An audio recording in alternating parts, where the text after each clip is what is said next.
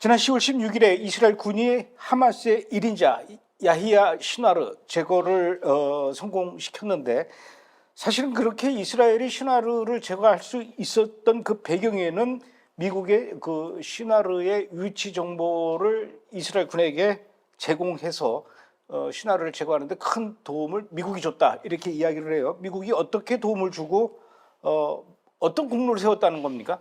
그러니까 이제 뉴욕 타임스의 이제 보도에 따르면요, 미국의 이제 특수부대라고 제이삭이라고 있어요. 합동 특수부대인데 이제 어떻게 보면 특수부대 중에서 가장 티어가 높은 부대예요. 그 미국 그거는 이제 국방부 산하 특수부대하고 CIA 이제 타겟팅 오피서라고 해서 이제 테러범 추적하는 전담 정보요원이에요. 이 둘이 이제 퓨전 셀이라는 그 퓨전 센터가 있어요. 대테러 퓨전 센터가 이제 같이 움직이는데, 이들이 이제 신화를 타겟팅 임무를 해서 위치 추적을 이제 제공했다라는 거예요. 근데 이 퓨전 센터가 이제 자체 보유하고 있는 어떤 정보 자산이 뭐냐면 6대 미 무인 공격기 MQ-9 리퍼를 운용한다고 그래요. 이게 최장 14시간 동안 운행할 수 있고요. 그다음에 생체 정보부터 시작해서 모든 걸 수집할 수 있다고 해요. 그리고 정보 정찰만 수집하는 게 아니라 헬파이어 미사일이 있어서 요인 발견하면 바로 이제 타겟팅 해가지고 폭발시킬 수 있다는 그 기종을 갖고 있는데, 문제는 이제 지난번에 4명의 인질을 구출하지 않았습니까? 네. 그때도 이제 이 퓨전 센터가 이제 개입해가지고 정보를 제공했다, 이스라엘 측에라고 뉴욕 타임스는 보도하고 있죠. 그리고 요번에 시나르 수색 범위를 좁히는데도 이제 미국 특수전 자산이 들어갔다라고 보도하고 있습니다. 성공하니까 이제서 얘기하는 게 슬쩍 이렇게 숟가락 얹는 그런 느낌이 드는데, 그럼 이 부분에 대해서도 어떻습니까? 이스라엘이 인정을 하고 있는 그런 상황이지. 이스라엘의 반응은 어떻습니까? 맞습니다. 당신들 때문에 우리가 시나르를 잡을 수 있었습니다. 어이구 고마워요. 쭈쭈쭈쭈. 지금 이스라엘의 반응이 이렇습니까? 아니, 정반대죠. 우쭈쭈쭈 이게 아니에요? 우쭈쭈 정도가 아니라 그냥 정색하는 표정입니다. 어허. 표현으로 이제 표하자면. 근데 이스라엘 현지 분위기는 이제 사뭇 다른데요. 근데 이유인즉슨 뭐냐면, 만약에 NYT가 주장하는 것처럼 미국 측이 제공한 정보가 있었다면 이스라엘은 특수부대를 투입했겠죠. 근데 이번에 그 훈련병 잡았잖아요. 그렇죠. 왜냐하면 지난번 4명의 인지 구출할 때는 육군 산하, IDF 산하 특수부대, 경찰청 산하 특공대를 갖다가 조합을 해가지고 최정예로 이제 그 팀을 꾸려가지고 보내서 구출을 해냈거든요. 이번에는 보니까 대테러 경찰대가 아니라 이제 일반 병력이 들어갔거든요. 그러니까 마치 이런 거예요. 이게 어떻게 보면 이스라엘이 이번에 신화를 제거한 거는 미국한테는 빈라덴 제거하는 상징성이 있어요. 그때 뭐 일반 보병 보냈습니까? 아니잖아요.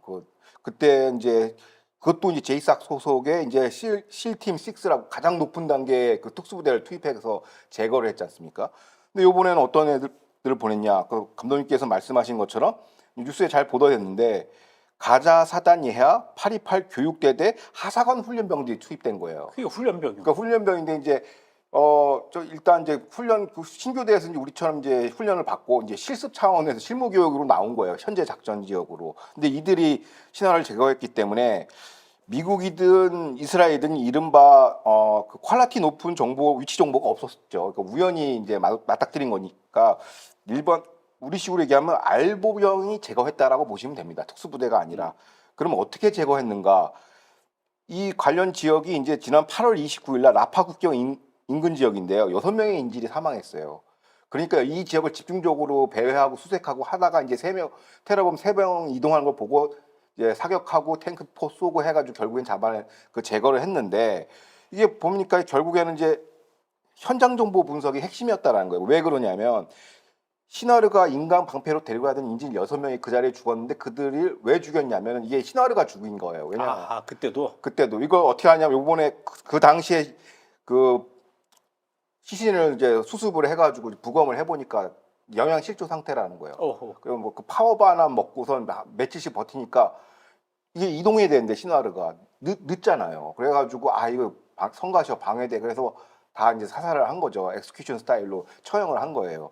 그러니까 이런 관련 정보들을, 현장 정보들을 보병들이 취합을 해가지고 이제 우연치하게 잡았는데, 그게 신화라는 것이고, 이게 뭐냐면 이게 그래서 결론적으로 이 바이든 행정부가 미 대선 기간에 자기 이제 유대인 유권자를 달래기 위해서 우리가 팔레스타인 편을 들은 것 같지만은 우리가 이제 암암리에 이스라엘 돕고 있다라는 이제 메시징이죠.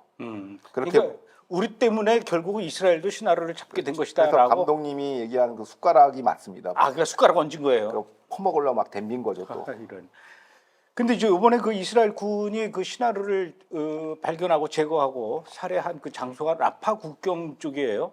그리고 아까 말씀하셨던 그 6명의 그 인질들을 살해한 그 근방인데, 사실 그동안 그 지역은 미국 정부도 그렇고 이스라엘 내부에서도 그렇고 베니 간츠라든가 이런 사람들이 일종의 그 라파 국경이기 때문에 필라델피아 회랑 쪽이란 말이에요. 여기는 위험하니까 지상군 들여보내지 말고 더 이상 여기서는 작전하지 말아라라고 계속 베냐민 네타냐후를 향해서 들들 볶으면서 쪼아댔던 그 장소예요.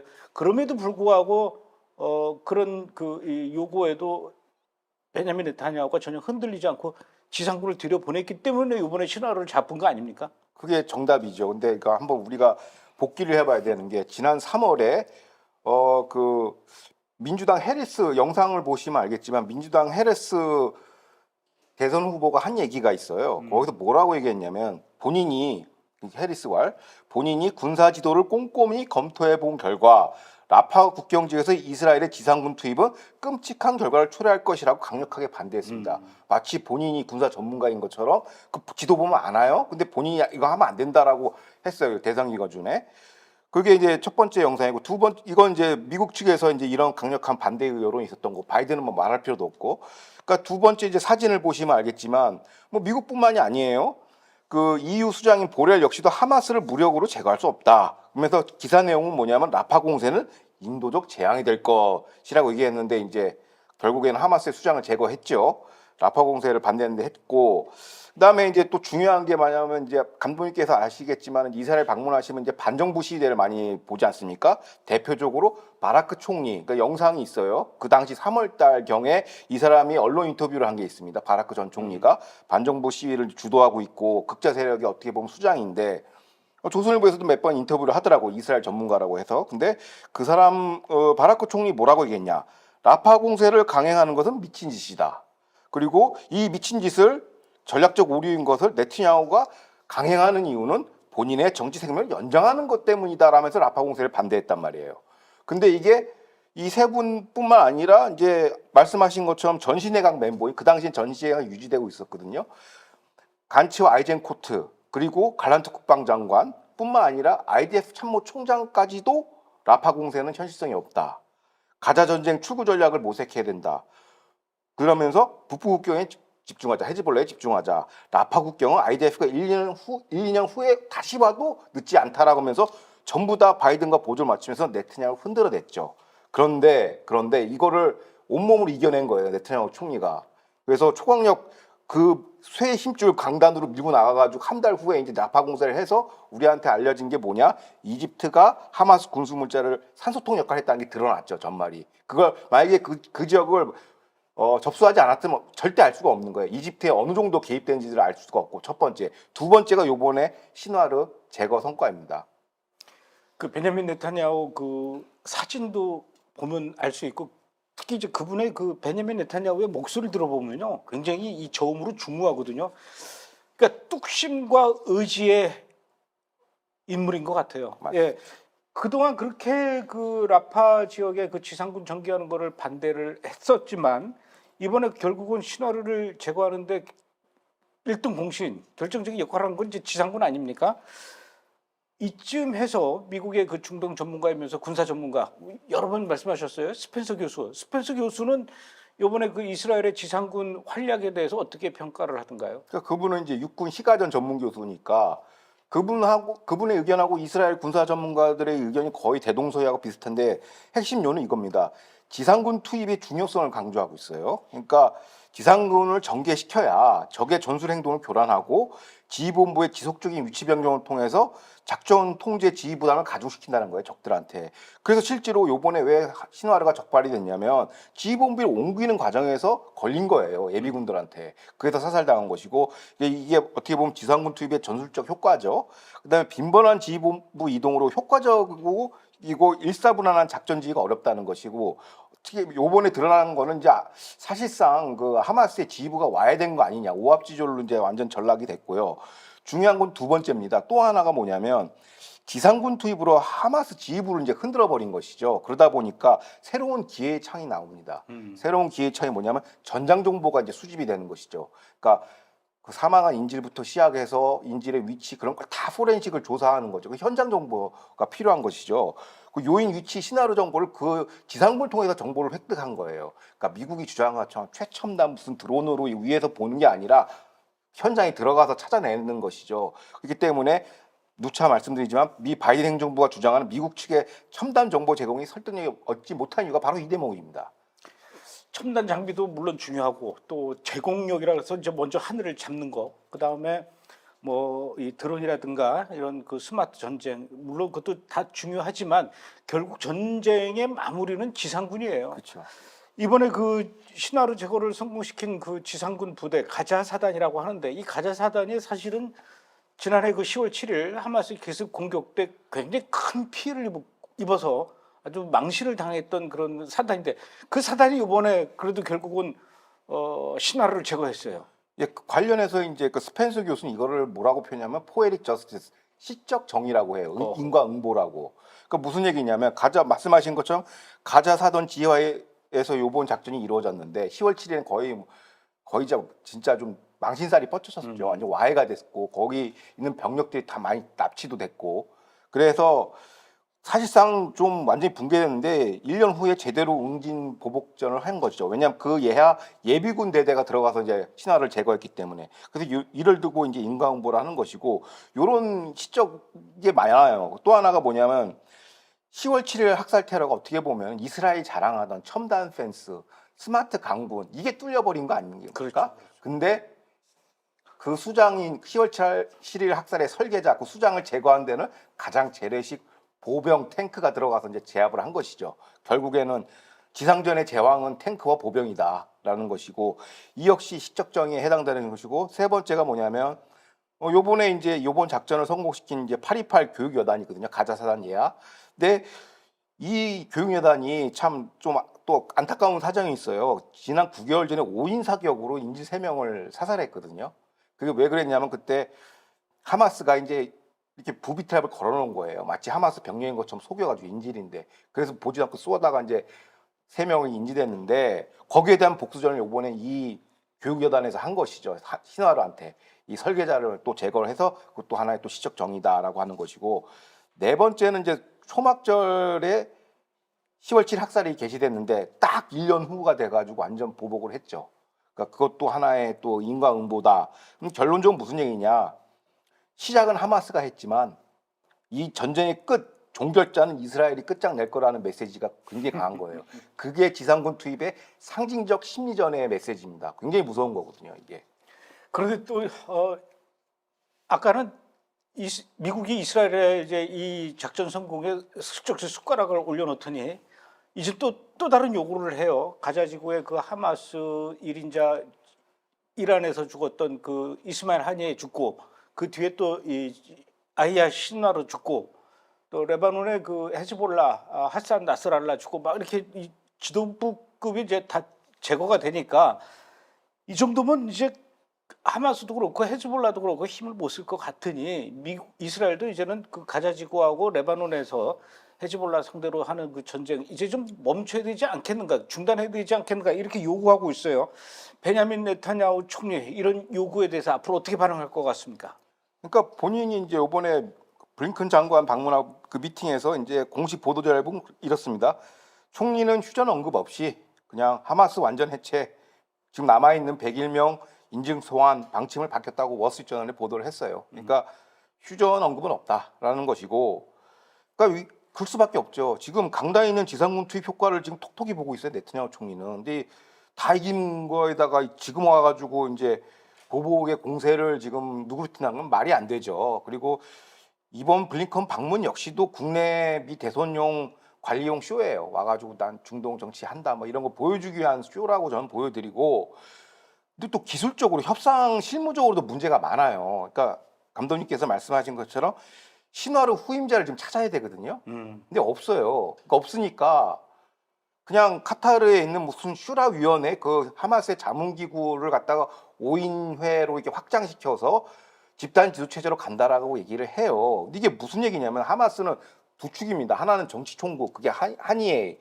이란 폭살로 그때 죽었죠. 근데 이 사람의 그걸 승계한 게 시나르예요. 시나르는 군사 총국이에요. 밀리터리 암인데 이 밀리터리가 이제 정치 총국까지 다 이제 권한을 이임을 받는데 요번에 죽었으니까 누구를 또 선임할 거냐. 이게 이제 답이 안 나오니까 이제 카타르가 사실상 위임 통치로 넘어간 거예요. 뭐 슈라 위원회라고 5인회는 얘기했지만 다 카타르에 거주하고 있고 그 위임 통치를 카타르로 하는 걸로 봐야 되는데 이게 왜 중요한 거냐면 카타르하고 현장 가자하고 소통이 지금 안 돼요. 그러니까 지금 그 시나르가 바깥으로 이렇게 튀어나온 이유가 소통을 해야 되거든. 지금 뭐 협상을 하든지 말든지. 이 전화도 안 되고. 그러니까 이게 안 된다, 지휘 체계가 안 된단 말이에요. 그러니까 잠깐 이제 신화에 대해서 좀 말씀드리자면 이제 이스라엘 감옥에서 한 20년 동안 있었어요. 거기서 이제 뭐 히브리어도 능통하고 이스라엘 전사를 꿰뚫고 있어요. 나름 자칭 이스라엘 전문가예요. 그래서 이스라엘의 어떤 속성을 알고 있기 때문에 신화의 전략은 이거예요. 버티면 이긴다. 그러니까 미국이 이스라엘을 엄청나게 압박하고 국제사회 뭐 EU 포함해서 ICC가 막 네타냐후 체포영장 엄청 압박하면 할수록 신화의 몸값은 올라가요. 그러니까 더 많이 받아낼 수 있어요. 그래서 협상을 계속 거부해 왔죠. 그런데 그 욕심부리다 요번에 자기 명을 대촉하게 됐는데 이런 거예요. 지금 선동 프로파간다가 나가고 있어요. 신화르는 뭐 영적 서사르가 뭐 역대급 뭐 순교자다 하면서 끝까지 정하다 순교했다 이런 그러니까 얘기하죠. 그거를 지금 영웅화시키고 우상화시키는 프로파간다가 쫙 퍼져 있단 말이야. 그런데 여기서 만약에 카타르에 있는 뭐 5인회가 야 이제 협상하자 다 죽어드네 그러다가 협상안이 와도 얘네들은 그걸 못 받아들여요. 왜? 그 프로파간다가 신화의 마지막 유언이거든. 그리고 그 예하 중에서 이 G 통신이 교신이 안 돼요. 그러면은 만약에 저 카타르에서 이제 휴전 협상을 받아들이라고 얘기했는데 그걸 받아들이면 얘는 배신자가 된단 말이야. 너는 시나르의 유업을 거부했어. 왜? 시나르가 방첩 담당 출신이었어요. 그러니까 이스라엘 감옥에 오래 있다 보니까 하마스 내에 있는 그 이스라엘 간첩들 다 속아냈거든요. 그래서 엄청나게 강하게 압박을 한 사람이기 때문에 그게 정서가 남아 있다라는 거예요. 그 현장 그 병력들이나 지휘관들은 그러니까 우리도 신화처럼 다 전사해야 되는데 여기서 자꾸 이게 이러면 지휘력이 이게 안 된다라는 거죠. 그래서 실무적으로 대표성이 없다. 너네랑 어떻게 내가 협상하냐. 여기랑 끈이 닿는지도 모르는데. 그래서 이제 이런 실무적으로 좀 협상이 안 되는 측면도 있고 대선 끌기용 시간 끌기라고 보이는 게 맞습니다. 일단 하마스 안에도 그 이 시나르급의 어떤 그 강력한 리더십을 가진 인물이 이제 더 이상 없나 보죠. 없죠. 이제 그러니까 이 이스라엘 그 군정보 사이트 들어가서 보면은 이런 게 있습니다. 그러니까 한 24개의 여단이 있다라고 합니다. 그 전투 여단이 있는데 거의 다 파괴됐다고 해요. 그래서 지금 한 뭐 중대급 병력들이 지금 각자 도생하고 있는 구조고 그들끼리도 서로 교신이 안 되니까 거의 혼란 상태죠. 그래서 네타냐후가 강력하게 얘기했죠. 무기 버리고 인질 데리고 오면 살려는 주겠다라는 거죠. 그러니까 그게 그냥 겁주려고 하는 얘기가 실제로 상황이 그렇다라는 거예요. 그러니까 모압지졸이고. 그러니까 정권 바뀌면 그러니까 트럼프 행정부 들어오면 이제 잔불 처리만 하는 것만 남았죠. 무기 버리고 인질 데리고 와라. 그럼 살려주겠다. 네. 딱 진짜 오합지졸이네요.